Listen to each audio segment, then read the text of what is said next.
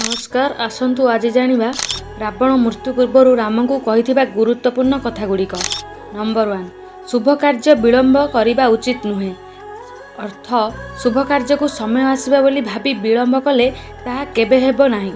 ମୁଁ ମୋ ଦୁଷ୍କର୍ମକୁ ତୁଳନାମୂଳକ ଭାବରେ ଶୀଘ୍ର କରିଦେଲି, ଶୁଭ କାର୍ଯ୍ୟରେ ବିଳମ୍ବ କଲି। ନମ୍ବର 2, ଅହଙ୍କାର ନାଶର କାରଣ। ମୋର ବିଦ୍ୟା, ଶକ୍ତି, ଧନ ଓ ବୁଦ୍ଧି ଥିଲେ ମଧ୍ୟ ମୋ ଅହଙ୍କାର ଏହାକୁ ନଷ୍ଟ କରିଦେଲା। ନମ୍ବର 3, ଶତ୍ରୁକୁ କ୍ଷୁଦ୍ର ଭାବି ଅବହେଳା କରିବା ଭୁଲ। ଅର୍ଥ, ମୁଁ ହନୁମାନଙ୍କୁ ଛୋଟ ଭାବି ତାଙ୍କୁ ହତ୍ୟା କଲି ନାହିଁ, ତାହା ମୋର ବଡ଼ ଭୁଲ। ଯଦି ତାକୁ ସେଥିରେ ସମାପ୍ତ କରିଥାନ୍ତି, ରାମ ଲଙ୍କାକୁ ଆସି ପାରିନଥାନ୍ତି। ନମ୍ବର 4, ସଦ୍ଗୁରୁ ସହିତ ସମ୍ପର୍କ ଅତ୍ୟନ୍ତ ଦରକାରୀ।